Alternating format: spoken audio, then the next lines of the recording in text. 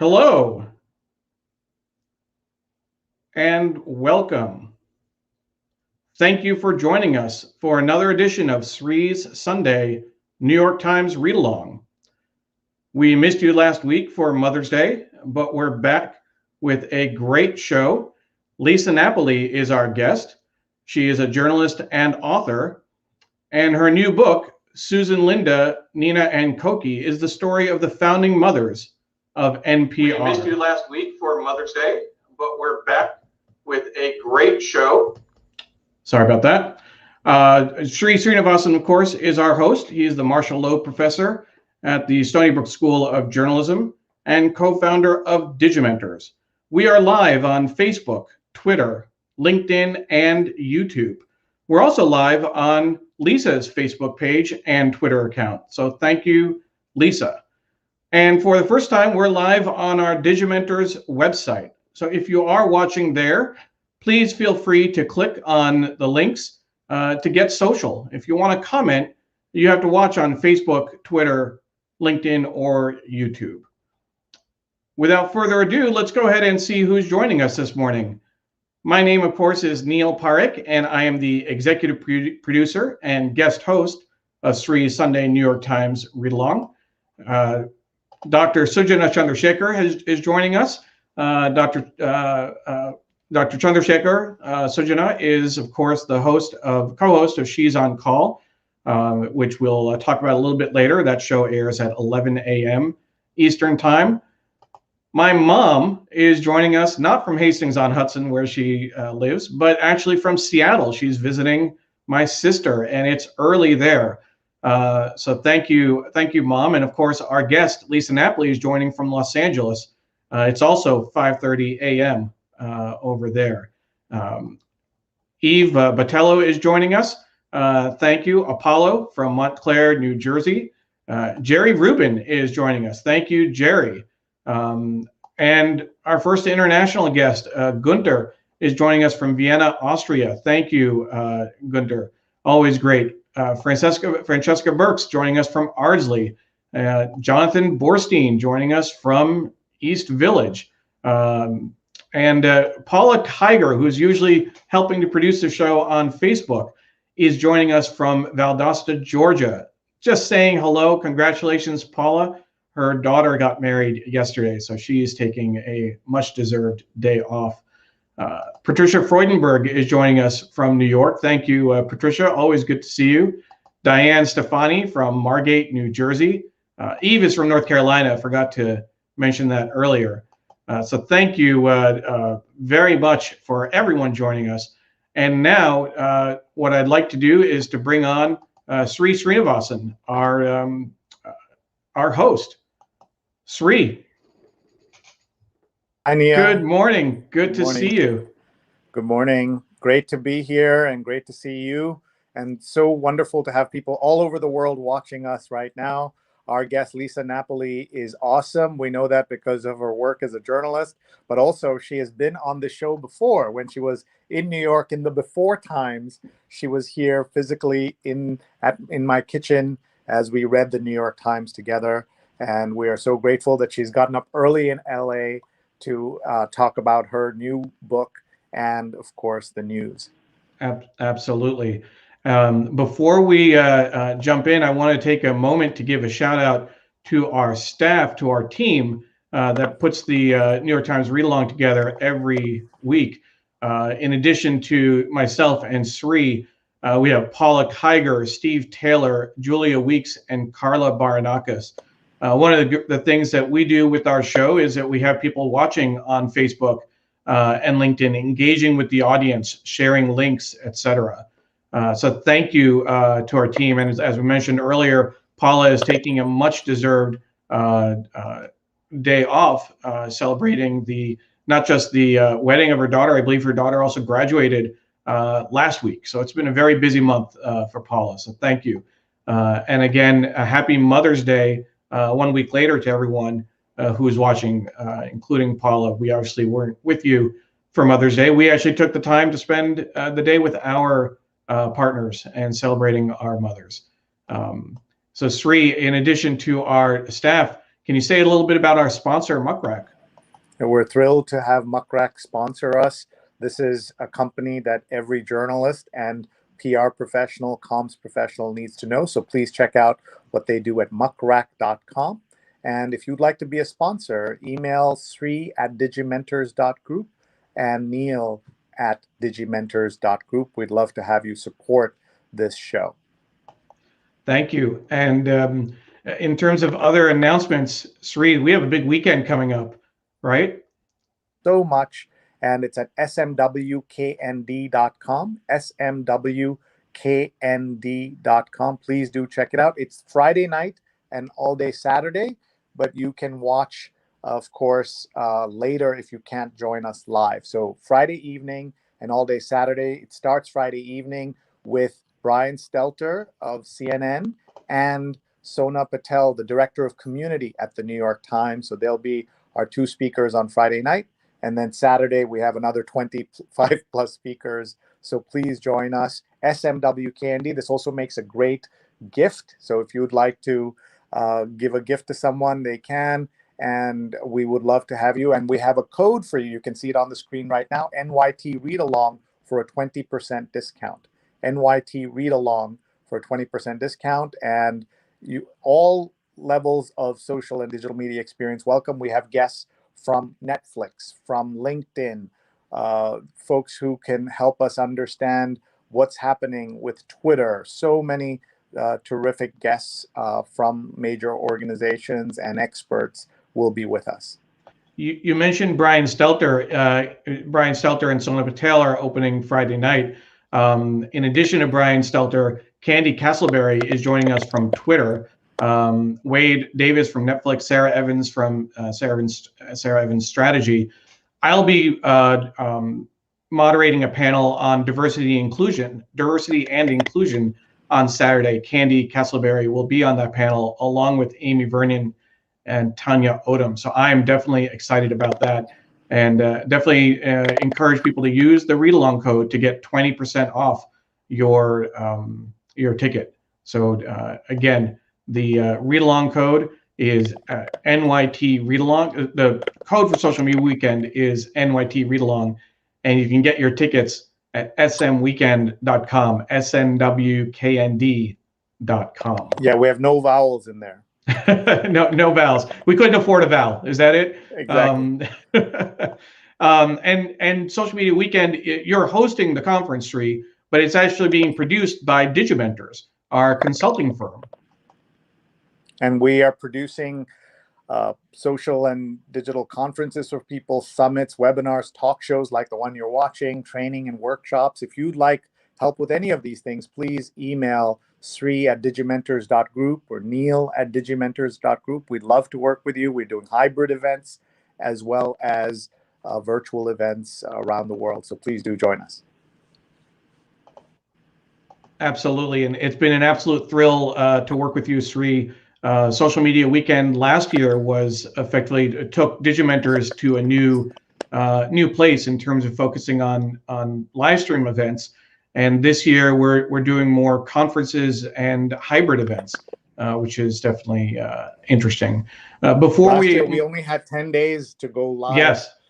With Social Media Weekend, and as a result of that, so many people said, "Can you help us with your conference, with their conferences?" And that's what we were able to do. So please join us, smwknd.com. Use the NYT Read Along code, get 20% off. Please tell friends. This is a great gift for graduation or for anyone who wants to learn what's happening in the social and digital world. We do the conference in part because I learned so much at it. So please do join us.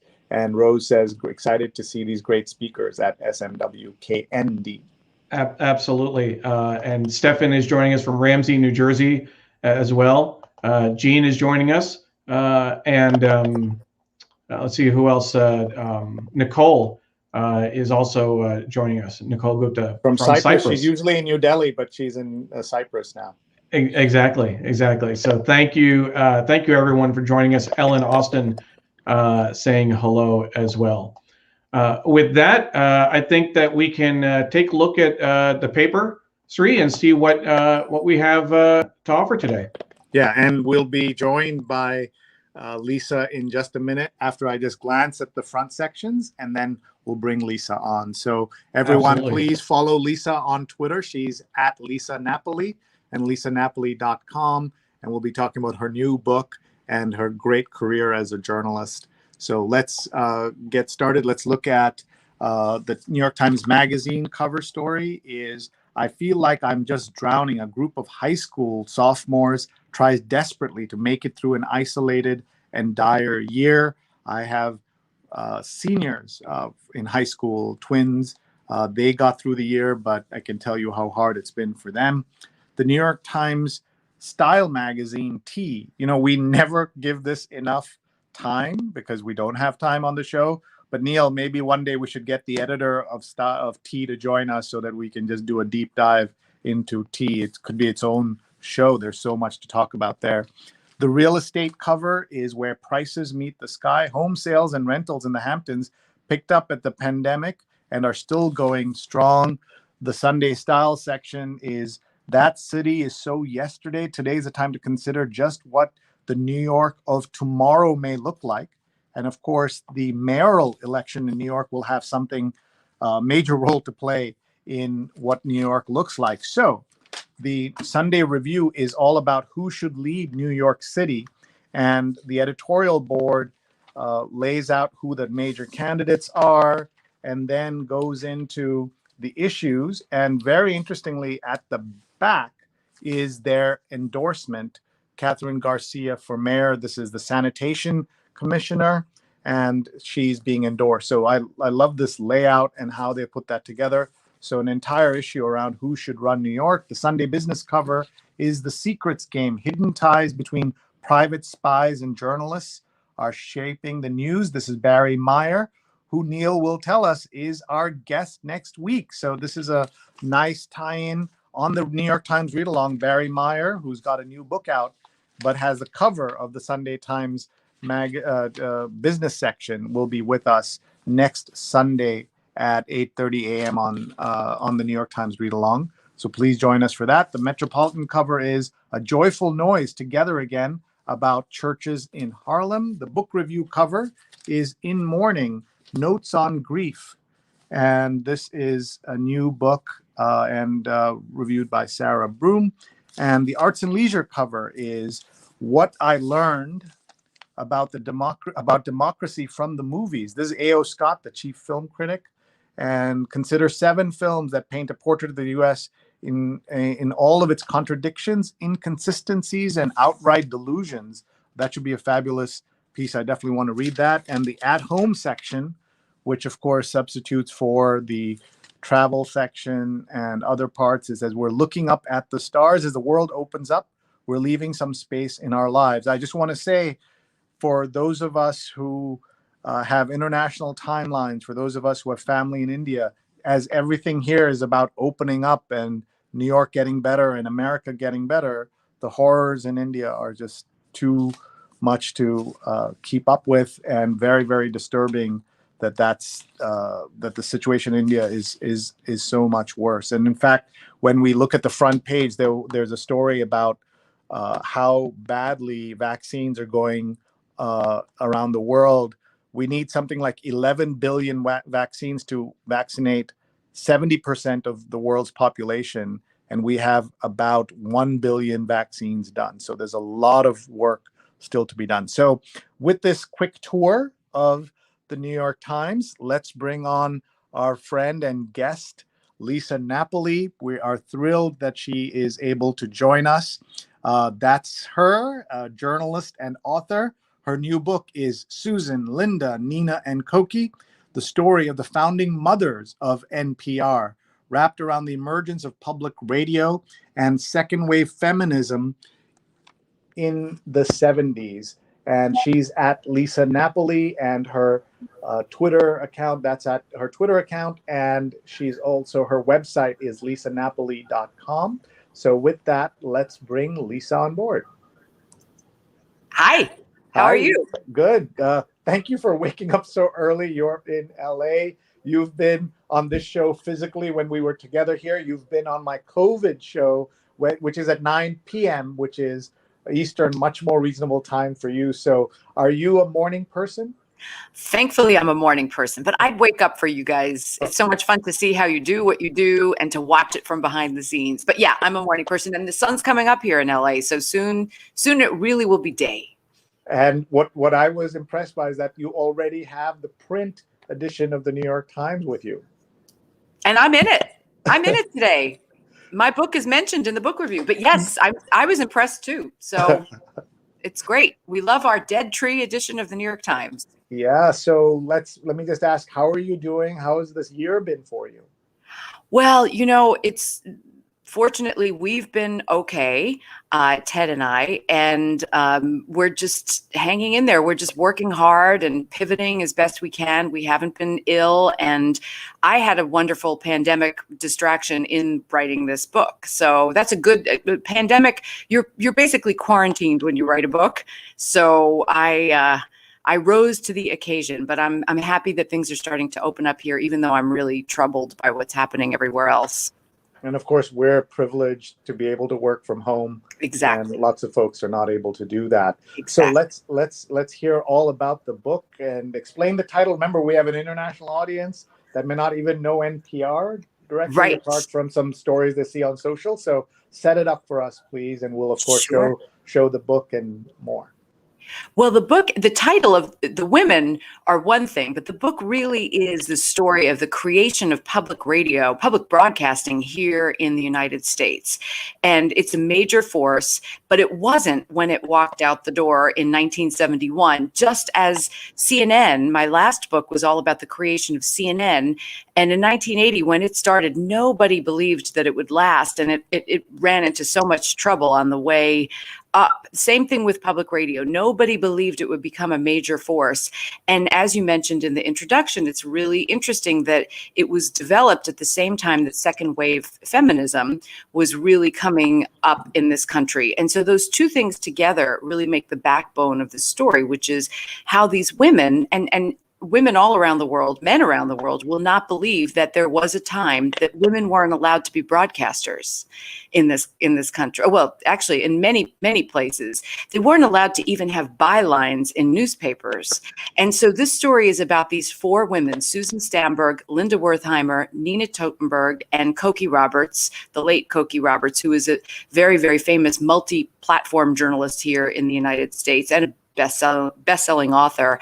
It's about how they managed to squeak into this little startup. And as we know, startups are usually great places to be able to innovate and get new opportunities that you might not get in other places. But for women, it was particularly true in 1971 when NPR first went on the air. And it was May 3rd, 1971, that they flipped the switch on this radio network that now is a major multi-million dollar, hundreds of millions of dollar force with tens of millions of listeners. And out of the gate in May 1971, it was something like 80 stations around the country carried it. It was very, very under the radar. So it's a really fun origin story, even if you don't know what NPR is. And let's talk a little bit about the influence of NPR and what it means in the American media landscape. Well, it was so interesting to read and learn. I was a little kid at this time in the early 70s, but it was interesting to read and learn that people in this country were really rebelling against commercial media. They were very worried about the stranglehold that these three broadcast networks had in this country on everything that people saw, not just news, but entertainment. And so in the late 60s, then President Johnson created public broadcasting because there was this belief, this groundswell, not groundswell, it wasn't that large, but there were these people who believed that there needed to be an alternative to broadcasting. This is way before the internet, way before always on media. TV wasn't even on 24/7 at that point. And so this Public Broadcasting Act created a new entity, public television. And basically at that point, radio was marginalized in this country. It was sort of an also ran medium, and someone just sort of squeaked in at the last minute radio into the Public Broadcasting Act, Public Television Act, to create this entity called NPR. And no one knew what it was going to be, but the concept was it wouldn't be commercial and it wouldn't be servicing commercial needs. It would bring in a diversity of voices, a diversity of opinions that maybe weren't represented on commercial TV. So that was the basic foundation of it. Very high-minded, but literally when they started, they didn't really know what that would look or sound like. And it was, as the case with the New York Times, in the hands of the people who run it, shaped and molded and of course morphed over time. And in NPR's case, grew massively over time. But it took years and years to get to the point where it is a major force that it is today. And women, of course, have been so influential, as you document right from the start. And in the popular imagination, the voice of NPR, there's a kind of expectation of what that sounds like. Yes. And that's associated, I think, for a lot of people with women. How difficult was it for these women to break through and to have that opportunity? Can you talk about that a little bit? Sure. Yeah. And to your first point, the whole idea was that up until NPR came along, basically news was delivered at dinner time, 6:30 at night by three white men who all sounded the same. They, the voice from the mountaintop sound. And women just were believed not to be authoritative enough to deliver news. Maybe they would do female news, society news, fashion news and weddings and stuff like that. But it was very hard for women to get jobs on the air and even behind the scenes writing stories. And basically what happened was the man who was in charge of crewing up National Public Radio in 1971, a man named Bill Siemering, was very committed to diversity. He tried to hire a Black co-anchor for the show, the first news show that NPR did. The man wouldn't leave his good job at the networks to come work for this startup. He didn't want to risk his career. So they started with a white man who was a New York Times correspondent previously named Robert Conley. And they struggled each day to figure out what the voices, as you probably have with this show too, as you sort of are live, what is it called? A soft launch. You're every day experimenting with what will work and what won't work. And what Bill Siemering was really committed to, and this was a very big innovation at the time, was the idea that it wasn't just the LA, San Francisco, DC, and New York axis of the country, that they had to hear the voices of the people in the middle of the country, and that they had to deliver their reports in a way that didn't sound like the voice from the mountain. And women were willing to work for little money. They were willing to work long hours. I mean, some men were too in the early days of NPR, but these women were able to get in the door and able to do jobs that typically women weren't allowed to do. And they also were willing to play with the format. They weren't hidebound by this old idea that news had to sound like this, and that it had to be served up in little fancy packages the way news reports were. So it's exciting to think that these women in their 20s and 30s were stepping into this place, NPR, and really defined the sound by just speaking naturally, talking the way we talk to each other right now, not reading the script, and also introducing people on the air who might not normally have been heard from or seen before. Now we talk so much about diversity in sources. Don't just always go to the old white guy. But the truth is that these people, these women, pioneered that format at NPR in the 70s. To hear how that all came together, and of course that's in your book. Let's look at a couple of the reviews of the book. We have a nice card that Neil has put together, and this is the book Susan, Linda, Nina, and Cokie, the extraordinary story of the founding mothers of NPR. And here's Brian Stelter from CNN, who says public radio fans will treasure this book. And Brian is opening our social media weekend this Friday night, and a plug to everyone to join us, smwknd.com. NYT Read Along is the code if you'd like 20% off, smwknd.com.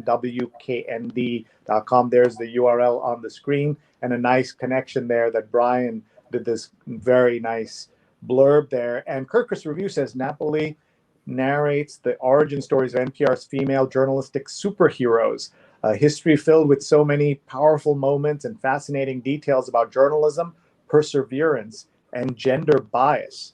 And another tie-in to the news, of course, is that the title echoes a show that's coming back on Broadway in the fall in Hamilton with the names of those founding fathers. Here are the founding mothers. So that's a nice touch, Lisa. Well done with that too. I just was echoing what they said. In fact, some younger women are take issue with the idea that they're founding mothers, that these women are the founding mothers. Two of them actually aren't mothers, but they call themselves that, and they're very proud, as they should be, of having invented this format, especially Susan Stamberg, who was the first woman to anchor a nightly national newscast back in 1972 when she got elevated to that role. And, there was pushback when they put her in the co-host seat. People around the country, people who ran public radio stations, which is hard for people in this country to imagine because it's seen as a very liberal, open-minded place. They didn't want a woman. They didn't want a woman, especially a woman from New York who sounded like a New Yorker as the co-host. But immediately people fell in love with her. And she was a dominant force in broadcasting for many years. So I love history. I love media history. Someday someone's going to write a book about you. So I love looking at this history that shaped who we are as a nation, because media are who we are. That's the undercurrent, the backbone of who we are. So it's it's an interesting story. I see there's at least one person also awake at 5:30 in the morning in California. There's Ted saying, hello, this is fun. Nice to watch. No, he's in Michigan. Oh, yeah. Wow. Ted just got on a plane for the first time in 18 months and was off to see his parents, who he hadn't seen in that long. So, well, tell us about Ted. So Ted is my longtime partner, and he runs something called Live Talks Los Angeles here in LA, which used to be a live conversation series. Of course, immediately he had to pivot like everybody else from online to digital. And it's been going well. People have a hunger for great content and interesting conversations. And yeah, he's in his 11th year now. So it's very exciting. Ted's originally from Ethiopia. And now he's been in California for a long time, I think longer than anywhere else. And his parents live in Michigan. His father's a retired doctor and from Eritrea. So we're an international family, just like yours. And of course, you have great ties all over the world. Let's look at some of the comments here. And one's from Bridge to Bhutan. Greetings and gratitude to Lisa, Ted, Sri, and Neil and the team. Enjoying the conversation. And you've lived in Bhutan. You've spent time there. You wrote a whole book about Bhutan. We'll show everyone your book covers, your other book covers. Here you go. Radio Shangri-La, What I Learned in Bhutan, the Happiest Kingdom on Earth, and a book on Ray and Joan. This is about the McDonald's fortune and the woman who gave it all away. She gave away a lot of that to NPR, and that's a nice tie-in there. And then her book, Up All Night, Ted Turner, CNN, and the Birth of 24-Hour News. We had a wonderful conversation with Lisa on the 40th anniversary of CNN last year with Eason Jordan, who ran CNN International for many years as well. Can you just talk a bit about Joan Kroc and the NPR connection? I remember when that news came in that she had given $400 million to NPR. What did that mean for NPR? And what has that meant I guess it's been 2 decades. It happened. She died in 2003, and they revealed the gift a few months later. And of course, it was a shock. They knew that she was a fan and had been a supporter, but they didn't know they were going to get the loot. And it worked out to be about $250 million, which was only a sliver of the fortune, because the bigger part of the fortune went to the Salvation Army to build recreation centers in poor neighborhoods, underserved, with such kinds of facilities for kids. But basically, Joan just was a media junkie. She would be watching you right now because she just loved media in all forms. And she was enthralled by public radio, as so many people are. And when she was making out her last will and testament at the end of, she was diagnosed with brain cancer, so she kept changing her will, and she'd inherited this enormous fortune from her husband, Ray Kroc, who popularized McDonald's, who predeceased her by many years. He was much older. And so she took this fortune and decided that she was going to give a huge sliver of it to NPR, and it basically saved the financial day for them, because at that point there were all sorts of woes. It is a nonprofit. It doesn't mean that it's not funded. There's tons of commercial money that goes into it called underwriting. It's a very complex financial system, but her gift helped establish a foundation, a literal foundation. I mean, there was a foundation to raise money. That really helped them to grow and also sort of secure their future. So it was a monumental gift. And it's a great story about how one of her executors calls the then head of NPR and says, "Are you sitting down? Sit down, take out a pencil, and keep writing zeros," and until he got enough zeros in there to equal $250 million. So incredible. What fun, right? To give money away like that. What an amazing problem to have.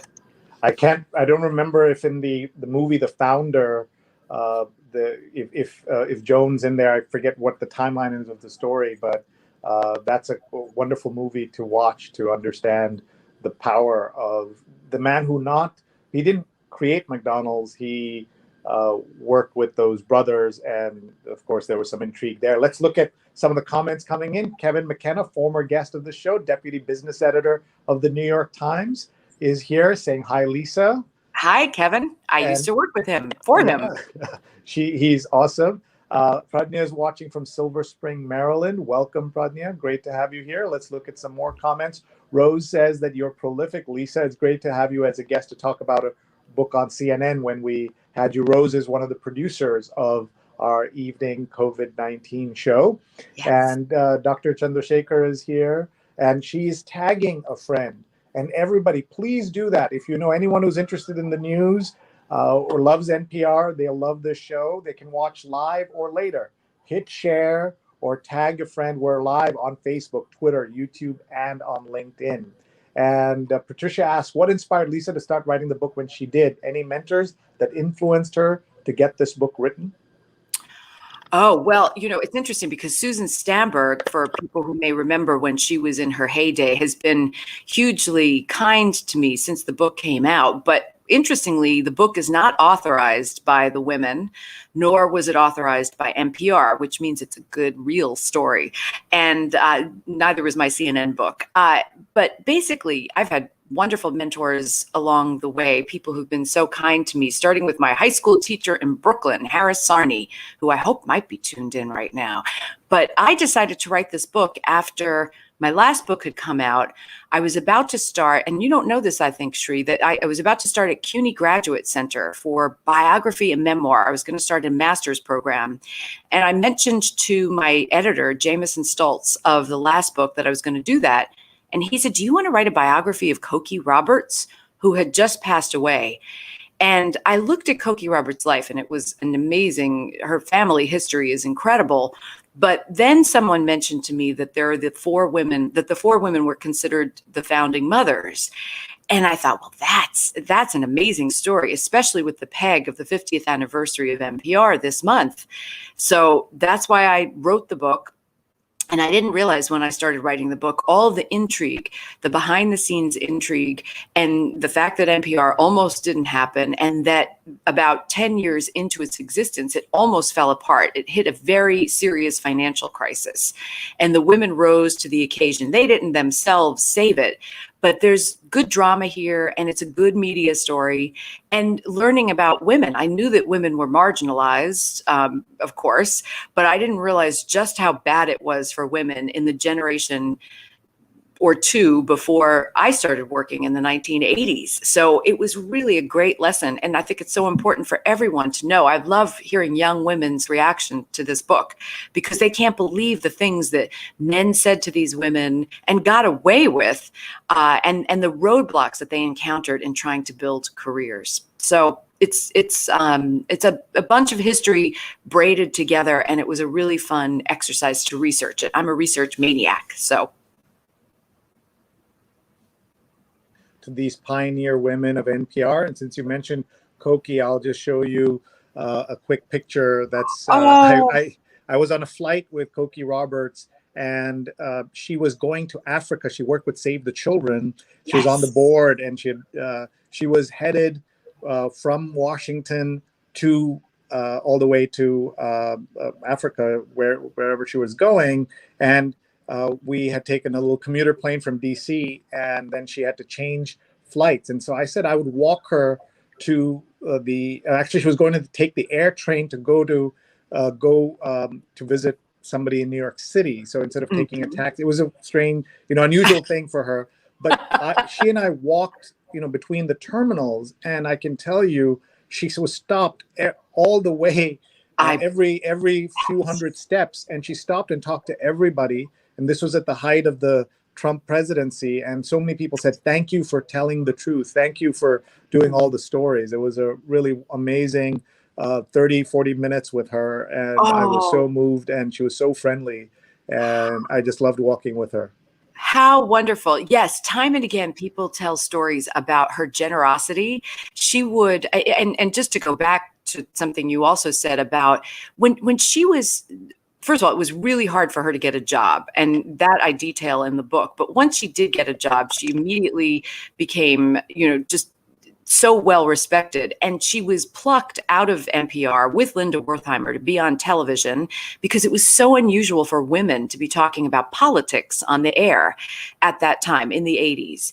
And then she got another big bump when she got asked to be on David Brinkley's show on Sunday morning, a Sunday morning news chat show. She was the woman. She was the token woman. And that was extremely unusual. And she said that she had to modulate her opinions. She knew how to work the room, so to speak. And she had grown up, her father and her mother were both served in Congress. So she'd been around politics her whole life, and she just knew how to work the room. She ascended to this great height. And as you point out, later in life, while she was ill, she was still running around the world doing work. She was very religious. She was a deeply Catholic person, and she would finish the show at the ABC studio and run to church on Sunday mornings. So she's a singular person, a really remarkable person. And everything she touched after she finally got that first job at NPR, everything she touched seemed to work. She wrote a book, it became a bestseller, went on TV, she became a sensation. She was a speaker. But what was so interesting is that now, we don't think anything of we have a woman vice president, but when we think about it, of course, we know it's monumental. But the idea that women were in Washington and playing in this equally on this field with men who dominated it for so long, just even the conversation was incredible. And Cokie's mother was an amazing woman too. Lindy Boggs was a pioneer and did many, many pioneering things, excuse me, in her service in Congress. So it's a really storied American family. It's really interesting. Well, we are learning so much about so many different aspects of public radio and these amazing women who helped lead NPR at the beginning.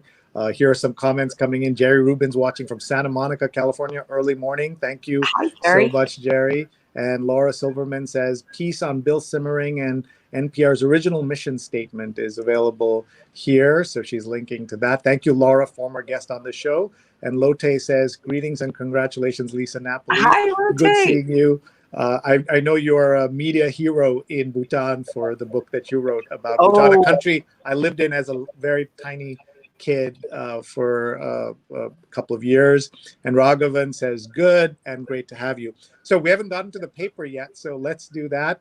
TP Mishra says, I'm very proud of your accomplishments, Lisa. Congratulations. Thanks. I'm very proud of him. He's an amazing person. He works with refugees, resettling them in Charlotte after having been one himself. And he's had an amazing life. You should have him on sometime. Wow. TP, drop us a note. We'd love to hear from you. Let's connect on social. And Debbie says 69, 70, 71 feminist revolution. First women at Yale and Princeton. Congrats, NPR, on 50 years, and Lisa for the story. And thank you, Debbie, for that. And Naomi says, great topic from the Upper West Side. And great to have you here, Naomi. So let's just remind everyone of your book, and then we'll come back to it as we read the news. But Lisa is the author of a new book that she has written. There it is, Susan, Linda, Nina, and Cokie, the extraordinary story of the founding mothers of NPR. And it is a nice plug from Brian and from Kirkus Reviews. All right, so let's take a look at the newspaper and get Lisa's thoughts on the front page of the paper. As I look through it, we'll have her react as she sees these stories. The lead story in the Sunday Times is 4 weeks on path to war, from raid on a mosque to Middle East carnage, Democrats fracture over Israel's stance, and slights and reprisals, and years of calm. And we saw a media tower which housed the offices of Al Jazeera and the Associated Press demolished. There was a warning call, and then it was demolished. Overnight, there was another attack on a village without a warning call, and 25 people died. So there's a fast-moving story, so much going on there. Lisa, I know in your career you've seen lots of changes in the Middle East, but it feels like some things change and some do not. Here is the Gaza Strip mourning loved ones who were found under the rubble of their home in one of the villages there. And in Israel, a building in Petah Tikva that was struck by a rocket fired from the Gaza Strip last week. This is a deeply personal story for me, as well as just being a compassionate human, because Ted's mother is Palestinian, and his parents were married in Jerusalem. And I just hate to see, I have no words, and my heart weeps for everyone. Putting on a professional hat, the bombing of the building with the journalistic entities in it. I don't know if this reminded them of Baghdad, the boys in Baghdad, when CNN was broadcasting live during an attack. If anybody remembers that. It's too bad Eason Jordan, former CNN international editor, isn't on, because he could describe that. But that evoked that for me. But there are no words. Yeah, very, very sad what's happening there. Yes. For the police, a genetic alibi provides cover. This is a really important story. This is an investigation about sickle cell trait, which many Black people have. It's used as cover or an excuse for Black deaths in police custody. And so this shows that this is used as an excuse when many Black people die in police custody. They just say, oh, it was the sickle cell trait. And it's an important story, and I hope people will read it. And here's a story I mentioned earlier, the Herculean struggle to vaccinate the world. Only 0.3% of the vaccine doses administered globally have been given in the 29 poorest countries, which are home to about 9% of the world. So that's a major issue. And the other is that we need about 11 billion doses to vaccinate 70% of the world's population, and we've had only 1.7 billion doses. So that's a long way to go. And that's a story that we need to be watching carefully. Wealth disparity, legal hurdles, and supply hamstring efforts. And yet, Bhutan, Sri, have you noticed this in the headlines, that Bhutan managed to inoculate some massive portion of its small population, and it's a very poor country. So that's one tiny bit of good news. That's great to hear. GOP voting bills ratchet up the penalties on poll workers. just so sad how they're going after voting rights in this country. Mask or no, much to weigh in latest rules. I've been still wearing a mask even though I'm out because New York City hasn't updated its rules yet. But I also just feel safer wearing a mask right now. If I'm away from everybody and I'm outdoors by myself, I will take off the mask. But otherwise, I am wearing it. And here's dumped by good homes. A federal program offers $1,000 to adopt wild horses. Many are quickly sold for slaughter. Oh my God, that's terrible. So I guess people adopt the horses and then sell them for slaughter. What a story. And here is a sound story about the sound of rejoicing in 3D. And this is about the Bethel Gospel Assembly and how they're using audio and video. That's fascinating. And this day in history on the screen, Cruise in Top Gun, 1986, this aviation thriller starring Tom Cruise. This was the review. But once the film gets back to Earth, the review added, it's as clunky as a big land-bound bird. The New York Times review of what would become a classic.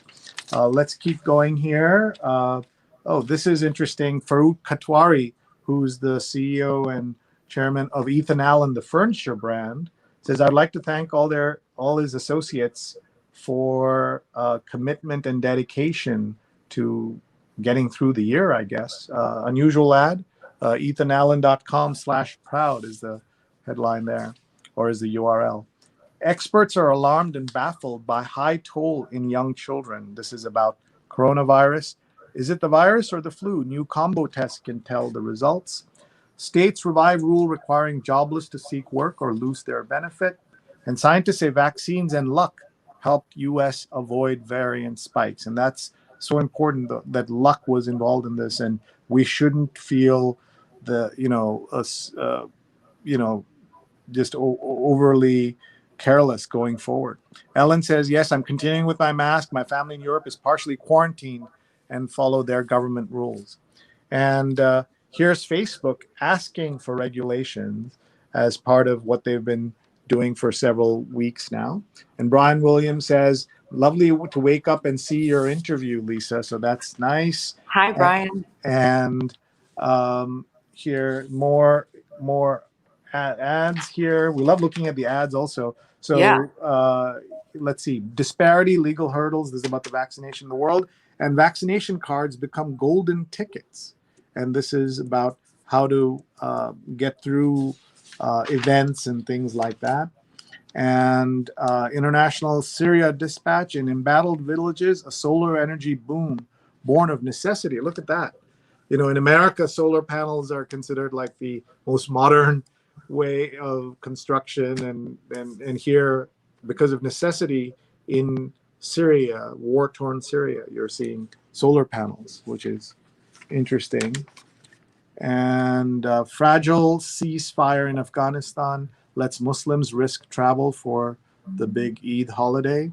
And South Africans outraged at rugby player's death by the police in Hawaii. Oh, I missed this story. I didn't know this. So this is Lindani Mayeni's widow and his aunt holding the couple's daughter. And this is the family here. You can see the Mayeni family. And so I guess he died at the hands of police in Hawaii. What a story. Attacks continue across Israel and the Palestinian territories. At least 10 members of one Palestinian family died in the blasts. Violence shakes Trump's boast of laying foundation for peace in region. And that was one of the many tasks that he gave to Jared, and Jared did not succeed with everything, as we know. In a renamed town, a legacy of violence continues to play out. So this is a town that was renamed. Now it's called Lod, and it was the town of Lydda in 1948. So much going on there. Wild horses go to good homes, then slaughter, and U.S. pays for adoptions, but then checks clear. Some Mustangs are then resold for slaughter. Look at these beautiful horse photos of these horses. Where are they coming from, Shri? Is it Chincoteague? I don't know. We'll have to read the story to understand. Anyone who knows, please jump in. There's a mention of Texas and Arkansas in here. 4 Cuomo accusers called to testify in state inquiry. Renee Edelman says good morning and says hi to Neil and to Lisa. Renee is a wonderful friend, and thank you, Renee, for always supporting us and for watching. Hi, Renee. $10 million settlement in police killing. This is in Columbus, Ohio. And here's Liz Cheney. This is GOP turns cancel culture inward, right? So they're against cancel culture as long as it's not their own people. And she was one of their own people. This is so funny in a way, Lisa, to just think that that Dick Cheney's daughter isn't conservative enough, even though she voted 90% of the time with Donald Trump, more than 90%, 93% of the time with Donald Trump. And this is that big investigation of the sickle cell trait cited in 47 police deaths.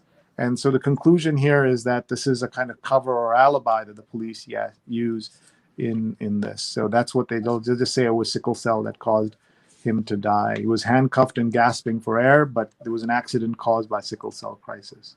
So that's what we're saying. A lot of our readers may not be familiar with the sickle cell excuse and alibi, and will want to read this. Montana man wins removal from sex offender list. There's so many new stories here. University of California drops admissions test. SAT and ACT may now only be used in limited purposes. And Pride group bars police from march in New York. That's unusual. All right, let's talk about some obits. Spencer Silver, 80, inventor of the glue that makes Post-it notes stick, dies. There's a hero. Turning an elusive adhesive for aircraft into an ubiquitous office product. And Curtis Fuller has also died, 88, master of jazz, whose trombone had a big, majestic sound. He played with John Coltrane on some of jazz's most storied recordings. And here is Billy Hayes, Witchy Poo on HR Puffin Stuff, died at 96. She became very popular among casting directors in search of a witch. So this was one of the witches that she played. And you know, if you know someone who has passed away, there's a new social app you can use to pay tribute to them. Check out Miss You Graham, available on iOS. MISS, the letter U, Graham, available on iOS. What is your relationship with obits? Mine? Yes. I love them. I love them. They're mini biographies. I would have loved to have worked for the New York Times obituary section. In fact, there's a biographers conference this weekend, and there's a whole workshop on writing obituary. They're beautiful. I love them. I love them when they're about people I don't know, mostly because I learned something. They're terrific. It's the first thing I'd look at in the paper. Speaking of horses, last night was the Preakness, the second leg of the Triple Crown, and Rombauer won. So Medina Spirit, which was the horse that had tested positive and was under a cloud, did not win, even though it won the Kentucky Derby. And this was about basketball's Hall of Fame. And Vanessa Bryant, the widow of Kobe Bryant, helped induct him into the Hall of Fame. And that's Michael Jordan, who presented with her. So that's a interesting sports and more story and more. All right, you get to decide where we go next, folks. That's Lisa Napoli joining us at Lisa Napoli. Please follow her. You can read all about her new book about the founding mothers of NPR at lisanapoli.com. You can get it at all your favorite bookstores online and elsewhere. So please do check it out. You get to pick where we go next. Wow. My second favorite part of the paper is always the real estate, because that's, so exciting and so out of reach for most of us. So what are they saying about it's the Hamptons, you said? Yeah, that's the Hampton story. But let's just look at some comments that have come in. Naomi says, what a horror about the wild horses. They're the most gorgeous animals. And I took photos of those majestic creatures when we were there years ago. And Miriam Berkeley has a comment about obits. When I read obits of people I did not know, sometimes I wish I'd known them even better. And she has worked with fantastic folks. She takes photographs of authors and has done the book jackets of many important authors over the years. The North Fork enjoys a market's rising tide. Sales and prices increase with a steady stream of buyers. And that's my former student, C.J. Hughes's piece about what's happening. 59% sales volume has increased. Of course, people trying to get away. North Fork is on Long Island. All right, shall we go to the book review? And good to know that you have a mention in here. Yes. And what are you reading these days? Well, I just finished my first semester at graduate school, so I'm dipping into stuff that I don't have to read right now. And I just picked up a book called The Women by Hilton Als. I read old books, so I'm also reading a really great children's book about the singer Marian Anderson, the historic Black opera singer who was a groundbreaking, broke racial barriers in her day. So nothing most people have hanging around, but it's interesting to me. Is this Andrew McCarthy from the 80s? The actor and writer who has a new memoir, Brat. Would be love to cast as Fagin. And let's see here. Jhumpa Lahiri's new book. I love reading Jhumpa's work. This is a book that she wrote in Italian, and then she translated it herself. It isn't that common for writers to translate. This is, by the way, she had done high school Italian and then left the language for many years and then moved her family to Italy and then wrote in Italian. It's really amazing to think that she could do that. And let's see here. When Ideas Mattered, The Free World, Art and Thought in the Cold War. And a book called Open Water, a debut novel. Popicho by Leonie Ross. The Pilot by Jean Hanf Korelitz. Catastrophe is Coming, Doom, The Politics of Catastrophe by Niall Ferguson. Folks, feel free to jump in. If you've read any of these books, let us know. If you recommend any of them. Black Hole, Telling the True Story of Stephen Hawking and His Unusual Celebrity. Hawking, what a great title. That is a great Selling of a Scientific Celebrity by Charles Seif. It's almost like a book title was the reason to write the book, because it's a great title. Ted had Neil Ferguson this week at his series, and it was really interesting to hear what he had to say about the politics of catastrophe. Tell us how we can find Ted's series. livetalksla.org. Very nice. livetalksla.org, and you don't have to be in LA to watch, so that's great. Exactly. The Promise by Damon Galgut. The Case for Fatalism. Terminal Boredom is a short story series. Masterpiece Theaters. This is a story about MoMA, the Louvre, and your children's bedroom. And nice, look at that. He's just put that on. And Brad Stone with Nick Bilton's coming up. That's awesome. Brad is the biographer of Amazon. He's written multiple books about Amazon, and Nick Bilton is the Vanity Fair writer. Look at the all-star cast. Michael Lewis with Geraldine Brooks. Yes, that looks really good. That's amazing. His book looks great. Yeah. And here are the editor's choice section of the book review. And here's a book we see here. Susan, Linda, Nina, and Cokie. Let's just put that close up in the New York Times. Lisa Napoli's book. In the 70s, an upstart nonprofit called National Public Radio arrived on the scene, offering new opportunities for women journalists. So nice to see you in the editor's choice there. Well done. Yeah, what a thrill. Did you get an alert that that's happening, or did you just they let you know? That's nice. Or your publicist let you know. They let the agent know, and then it was online a couple of days ago. So it's so exciting. It's just like what we're doing here. You have people all over who read and alert you. So you have your own clip service, right? Nice. I like that. I like that. All right. So here's a question. Who should lead New York City?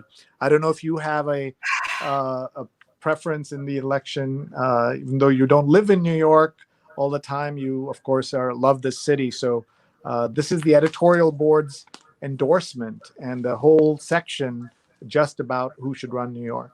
I can't wait to read it. I don't. Where are you on all of this? Or do you like trying to figure all of this out? Yeah. I had Scott Stringer on my radio show several months ago. I think he's someone who would have been a natural, top one or two people there. But of course, he's been sidelined by the allegations, the sexual misconduct. So that's something that we'll see how that plays out. Catherine Garcia, I got to meet when I was Chief Digital Officer of New York City.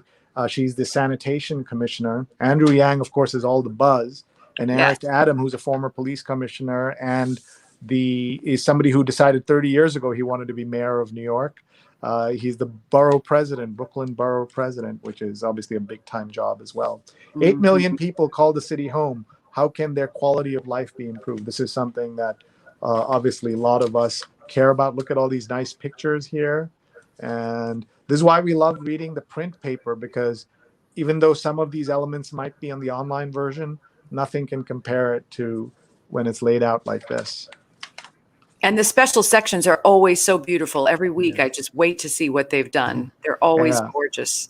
And this time they have taken the Sunday Review and just converted it into all New York all the time. And that makes sense because obviously so much rides on what happens in New York. And so the big reveal, for those of you who missed it earlier, is that they have endorsed Catherine Garcia for mayor. Her ideas and experience stand out in a crowded field of Democratic hopefuls. Something unusual about her is that Andrew Yang said that he's going to name her to his cabinet, so to speak, because he will rely on her to do the day-to-day. And so as a woman, to be told that you're going to be sort of like deputy mayor when instead of being the mayor, it's an unusual way to talk about your colleagues and competitors. Yes, you would think we'd move past that, but no, we haven't. All right. We have a few more sections to go through. This is the Sunday Business cover is Barry Mayer's piece, The Secrets Game, Hidden Ties Between Private Spies and Journalists Are Shaping the News. And Barry's a former New York Times reporter and the author of the forthcoming book, Spooked, The Trump Dossier, Black Cube, and the Rise of Private Spies. And he's going to be our guest in Lisa's seat next week. There he is, Barry Meyer, longtime Pulitzer Prize-winning investigative journalist, will be our guest Sunday morning, 8:30 a.m. Eastern Time. He was at the Times for 28 years in the Wall Street Journal and at New York Newsday. So please join us Sunday at 8:30 a.m. Eastern. And just like we have fabulous guest in Lisa today, we have a whole string of fabulous guests coming up. This is 5.5 years of the New York Times Read Along, and we're so grateful to everyone who joins us. Please hit share and let your friends and family join us. And if you have suggestions for guest speakers, please email our executive producer, neil@digimentors.group. neil@digimentors.group. At Bank of America, playing by one man's rules, Thomas K. Montag runs his divisions with favoritism as well as an iron fist, employees say. Well, a lot of people will think that's a great thing. How Ellen ushered in a new kind of fame. You also saw that Ellen announced that she's going to end her show next year. And the office snack break went home. Now what? I think people have been eating too many snacks at home. But food giants adjusted, but startups struggled to get their new protein bars noticed. A belief that consumers will still seek new and interesting treats. How has your food eating habits changed in the pandemic? Have you been making sourdough? Me? No. Ted went carb free and lost 60 pounds. And I was pretty healthy to begin with, but I'm definitely in better shape now. So we went the other direction from some people. No carbs, low carbs, no bread baking. No, but we love cooking, and we love in the Times that section. You started to look at it before where they list recipes every week. And that's what Ted turns to first each week. He just loves seeing what recipes they recommend. So we've been really enjoyed cooking. We've been very fortunate. Nice to hear that. And congrats to Ted. Seeking a kinder, gentler capitalism, Lynn Forrester de Rothschild, a woman who has done very well in the current economic system, believes change will come when hedge fund billionaires and Pope Francis work together. Now, that's an unusual combination. Interesting. God did not invent the corporation. Society allows a corporation to exist, give shareholders limited liability, and expects something in return.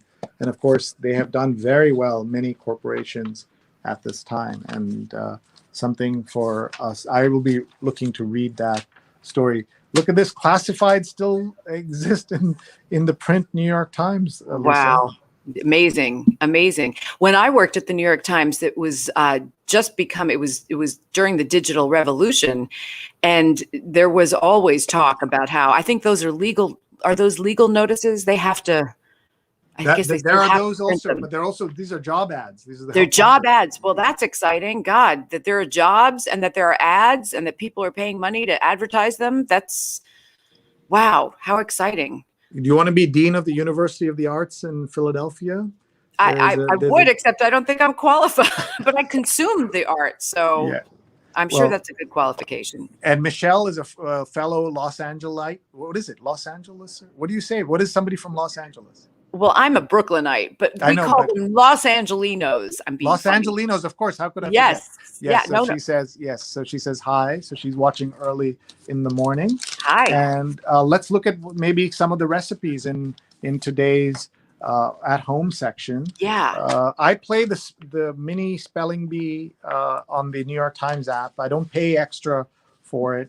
It's another $40 a year if you want to subscribe to all the games that they have, but I do play the free version of the crossword puzzle. And here are five dishes to cook this week. Oh, let's see. One pan roasted fish with cherry tomatoes. Oh, we'd make that. Baked spanakopita pasta with greens and feta. We would roasted chicken with fish butter sauce.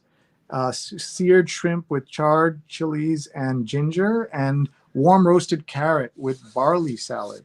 So there's a lot. I love the one pan items. We do a lot of those. Yes. The sheet pan section a few months ago now, was the photography is spectacular. And we saved that because we wanted to be able to make those sheet pan recipes. Oh, it was so good. So good. Are you completely vaccinated and eager to pack your schedule to the brim? Ease up, Turbo. Downtime is good for you. So there.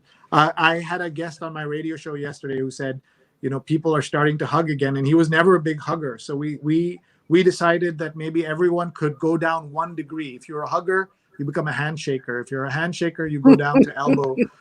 If you're an elbow person, you go to namaste as the solution. Shri, there was just a comment that flashed up about the classifieds, and someone was saying they remember when the classified job ads were segregated between women and men. And I write about that in this book. I'm still waking up. So I'm glad that Naomi pointed that out. It's hard to imagine that there was a time, black and white and men and women, that's how job ads were classified in the newspapers. That was legal until not very long ago. Crazy. Just shocking for us to hear that and understand that. Here is the nonfiction reference to the book here and the review, and it says the women of NPR when NPR was a startup, and they have Nina, Linda, and Cokie in 1979 together. Does the book have a picture of all four of them together? It doesn't. The whole story about why there are no pictures is a whole book in itself. There are very few pictures of the four of them together. But I'm not sure if it's in this article. If you scroll down, there may be the one photo that was taken at the Women's Museum in DC. But it was very hard to find pictures of the women in the earliest days of NPR, partially because they didn't all start at the same time, but partially just because people weren't thinking about, we didn't take pictures. Nobody commissioned the pictures. They didn't have the money for the pictures. So there are some little junky snapshots that each of them has, but none together. There is one, if you look up founding mothers of NPR, there's a picture of the four of them lined up at that women's museum. But no, the pictures were very frustrating. And I guess not that surprising given that it was radio. But, an important point Shri, is that these women, these three women in particular, inhabited this back part of an office at NPR, very modest offices, and their desks were all near each other. And it was seen as a place that people would go. They would bring people back there and dress them down if they'd done something wrong. I mean, they were on the air. They weren't in management, but they behaved as if they were sort of the proxy den mothers of NPR. And basically, one of the male colleagues called it the fallopian jungle, their little pocket of the office. Horrible. And the women joked about it. You know, this is a different time. Today, you'd get thrown out. And in fact, the third president of NPR, who I write about in this book, Frank Mankiewicz, son of Mr. Herman Mankiewicz of Citizen Kane fame. And the subject of a big film during Oscar season. A super film, yeah, and a super book by my friend Sidney Stern about the Mankiewicz brothers, the brothers Mankiewicz.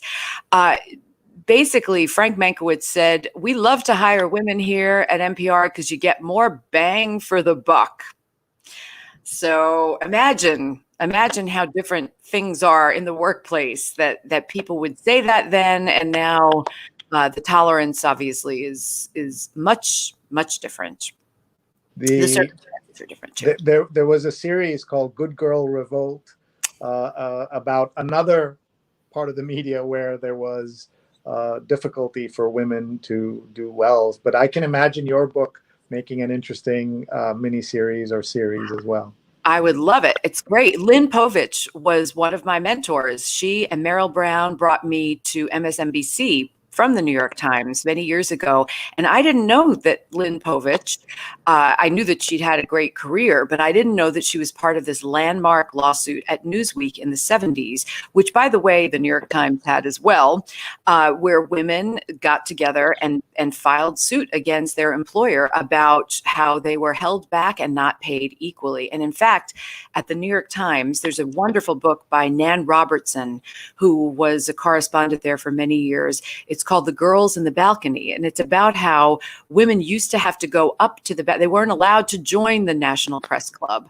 And they had to go up to the balcony when newsmakers came to town. That's really what the press club was all about. It was a showpiece for newsmakers to have press conferences, and women were relegated to the balcony. And Nan Robertson's book is all about how the New York Times, back in the day, same time that Lynn Povich was experiencing this at Newsweek and her female colleagues, the women at the New York Times were ranked by their looks. So one of them found out that there were cards kept on women applicants and people who were hired about their, their physical attributes and looks, basically. So imagine that at the venerable New York Times. But hopefully I hope that practice is done.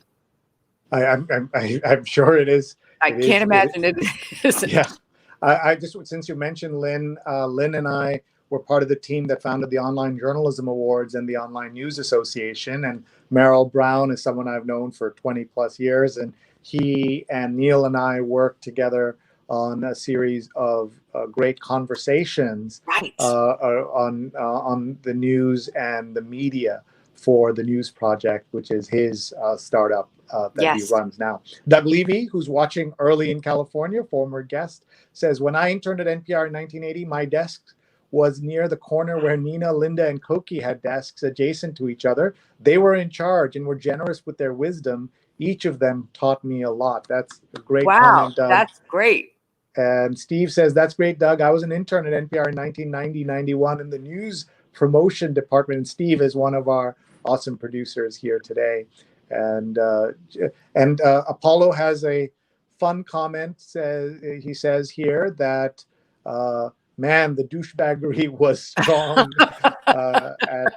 in those places. And it's hard for us to imagine that these things were routine and normalized at the time. Can you think of things that people will be surprised we do today in the media that you want to disappear over time? Contemporary bad behavior? Yeah. Oh, boy. While you're thinking about that, I'll just point out that Ron Thomas, who's been a guest, sat here at this desk, at this table last January. He's watching from Dubai. And great to have you, Ron, as always. And thank you for watching. Wow, contemporary bad behavior. Well, I think there's been that reckoning, right, since 2017 that has helped a lot. I know female journalists went through so much, not just in the 70s, obviously all the way through 2017, 18. There's things still happening that are wrong. Obviously, it's still going on. Right. I think what really troubles me as much as anything these days is ageism in the media. Yeah. Ageism everywhere. That's maybe because I'm getting older, very important, I think, to discuss the importance of inclusivity of all ages, as well as inclusivity as we discuss it frequently otherwise. That would be as my brain wakes up, my quick response to that. But there's a lot of bad behavior everywhere, sadly, and the media are the place to bust it open. So it's sad to see when there's bad behavior in the media itself. Naomi says, I gifted The Girls in the Balcony to my niece, Rebecca, a budding journalist. And it's a great reference book. So that's excellent. That's nice to know. We only have a few minutes left. I thought we would just quickly look at the Times Magazine. And we'll just glance at that here. It's about sophomores and a desperately isolated year for them, and how difficult it's been. If you know anyone, any children of any age, I think it's been a difficult year for them, and very, very hard. Yes. This is the poem in the New York Times.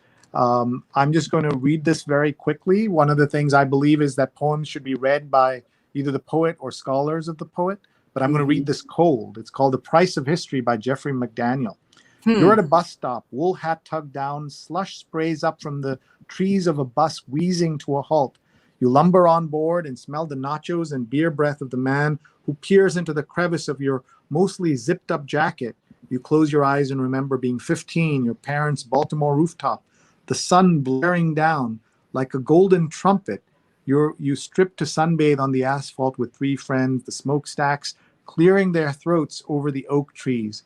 The face of Darius, the one black kid in your class, froze as you lifted your t-shirt and revealed a Confederate flag one piece that you thought was a Union Jack when you bought it on sale at a strip mall in Virginia. Want to get high, you asked in a British accent, as his smile fled like smoke from the pinched wick of a candle. Wow. This beautiful poem. Can you imagine the backstory of a Confederate flag swimsuits ending up in a flea market? This poem is a primer on how there are moments of history that ruin us all. It makes me wonder how foolish I was to love the Dukes of Hazzard, and how foolish to admit it now, to say it wasn't until the Goody Mob that I thought of what that flag meant. And I can say I loved the Dukes of Hazzard as a 9-year-old and didn't think of the problems till many years later. Right. We just read, have you ever read the former poet laureate Tracy Smith's work? We just read her memoir in graduate school. It's beautiful, Ordinary Light. Just thinking of poetry and hearing her read in my head, she's beautiful. All right, here's an ethics question without knowing any of the context. A man romanced my daughter for a green card. Should I report him? No context. Yeah. After working at his computer for hours, the man's legs suddenly seemed to be paralyzed. Could his intensive fitness program be the cause?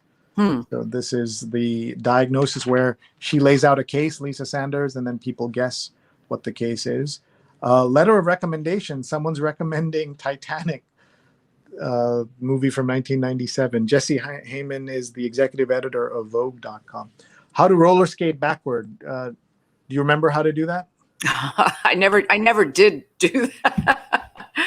But you roller skated. You're my generation. We learned roller skating instead of rollerblading. Rollerblading, yes, yes, absolutely. Taste memory: red cooked beef short ribs from a daughter of Texas and Taiwan. This is Sam Sifton's ribs recipe. Good. I feel like just drowning. What a powerful headline here by Susan Dominus. She talks to these kids. She's a great writer. Sad. And look at these photographs. Very powerful. Beautiful. Yeah. Just so hard. And so these are all high school sophomores who she interviews here. All right. Yeah. All right, folks, we're wrapping up here. I want to just put up Lisa's book on the one more time. And we want to talk about her book. It's called Susan, Linda, Nina, and Cokie, The Extraordinary Story of the Founding Mothers of NPR. And she's the author of Up All Night and Ray and Joan, fantastic books that go in depth into the lives of people who changed the world. And look at this plug by Brian Stelter. Public radio fans will treasure this book. So I love that. And so great, Lisa, congrats on the book. And give us, remind us why people should get the book. What will they learn in it? Well, they'll learn about the status of women in the 70s and the status of the media. I mean, the media are such an enormous force, obviously, all around the world. And I think it's so important to understand, to peer behind the curtain and understand how these forces that dominate our lives get made and the decisions that get made. And it really is this twin story of the rise of women in the 70s against the backdrop of the creation of public broadcasting, which is such a powerful force. For those who don't know that the relationship between, we talked a lot about radio, but public television, can you just tie that together with the CPD Sure. and things like that? Sure. Yeah. So it is confusing. And even Joan Kroc, who gave all that money to NPR, was confused because she conflated them. She thought that NPR and PBS were the same organization, and they're not. They're separate organizations, separate budgets, all completely different, but they are both public broadcasters who are obviously non-commercial broadcasters, although some people would argue that they are very commercialized because they do take in lots of underwriting and ads, but they are nonprofits as opposed to networks that are for profit. And they swap some resources from time to time on an unofficial basis, but there is no official capacity that they're not run by the same organizations. And you are optimistic about the future of NPR in a very biased media landscape, with very politicized media landscape? Well, the politicized media landscape, I think, is creeping into everything. It's crept into the entire universe, sadly. Everything is politicized. But I do think that NPR, as the Times has done, is really innovating in very interesting ways and breaking out of its tradition to do audio storytelling and to make that, make you not dependent on hearing the signal over the radio the way you used to have to be. So they're definitely innovating. They have all kinds of people working there. I looked at the history. I don't know as much about the current, and as I said before, I'm not authorized by NPR, but I do see what they're doing is very, very innovative. They are a little ageist. I think they're not spending enough time looking at their core audience, which is older people, and trying to get younger people in the tent. But that's true of all media, sadly. All right, we'll leave it at that. Everyone, please check out lisanapoli.com.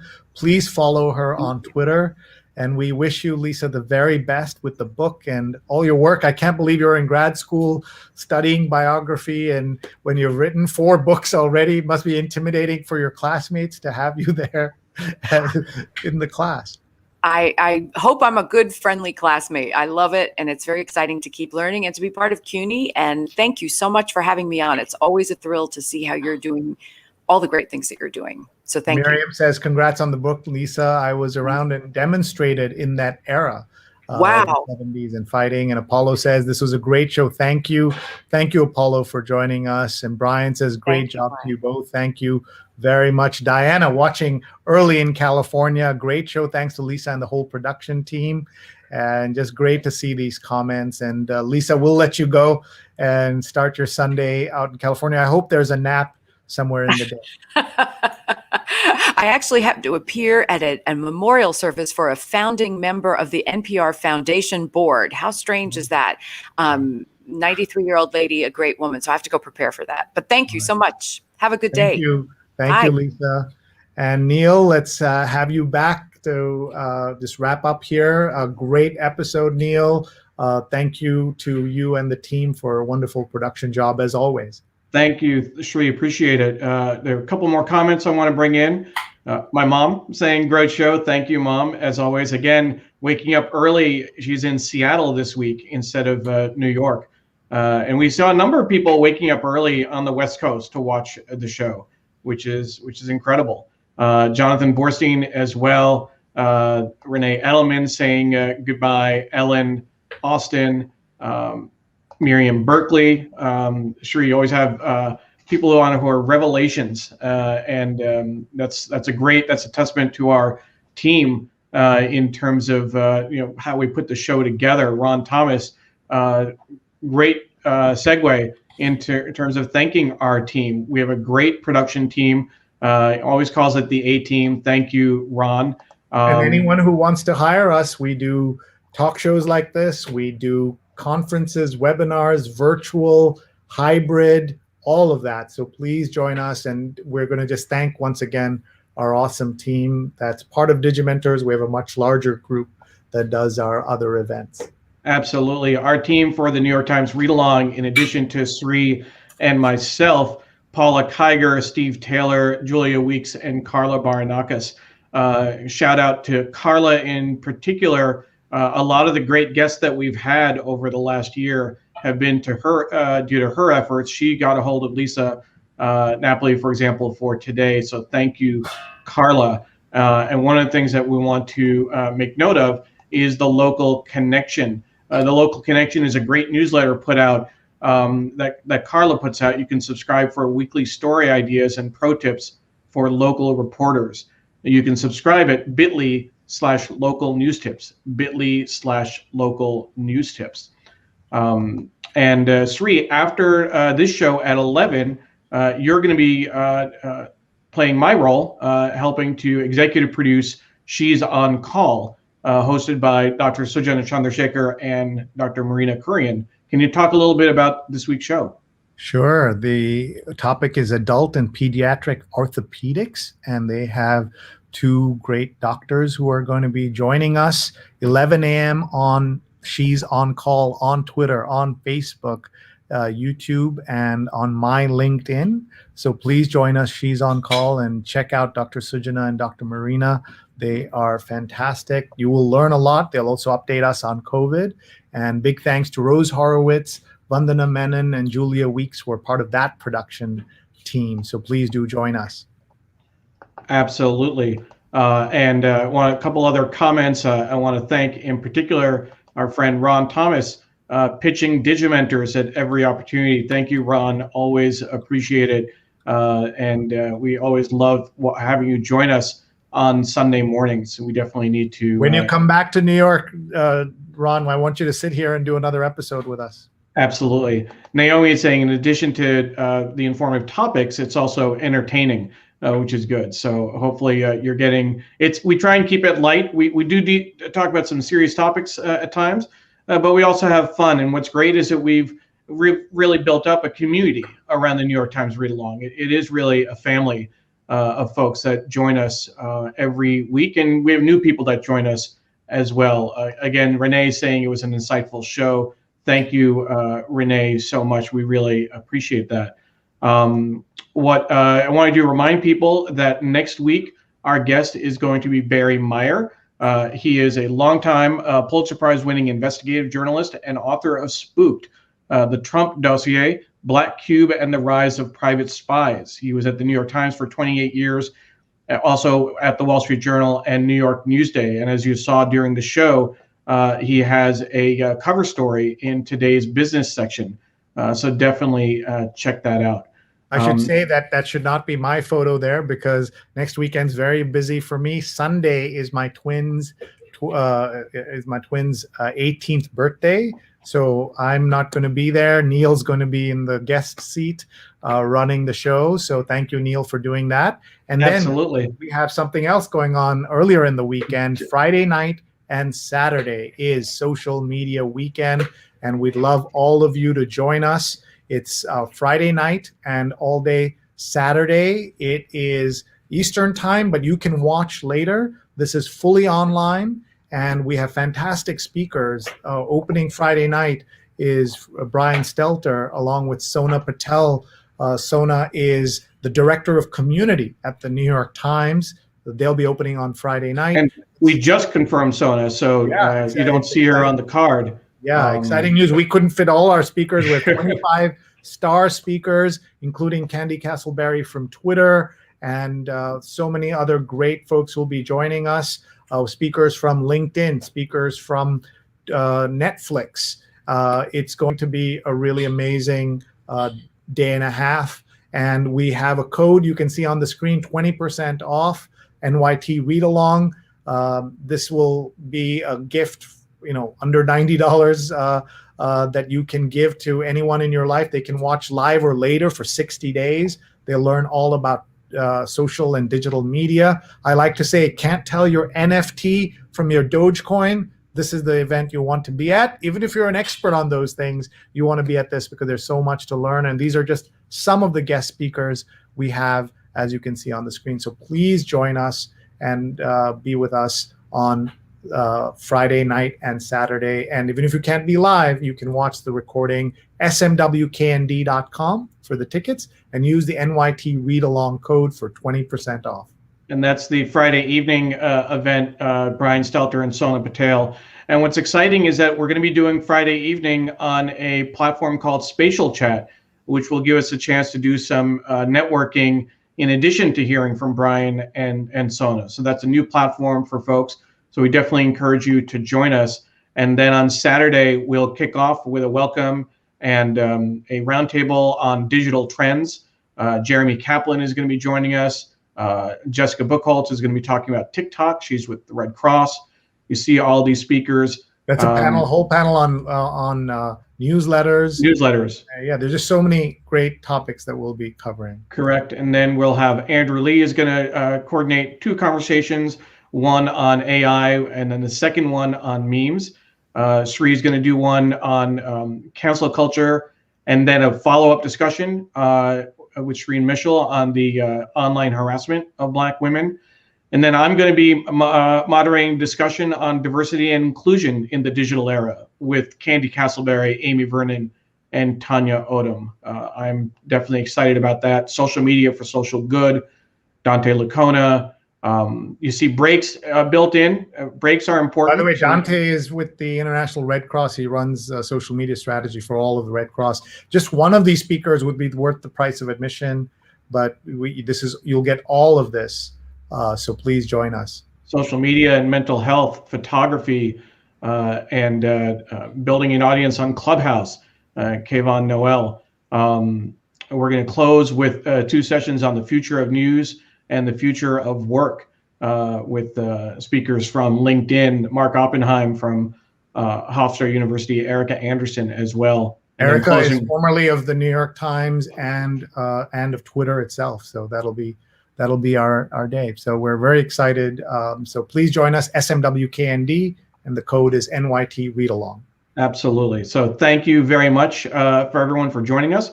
And we will see you next week. And we'll close out today's show. Thank you. Thanks, everybody.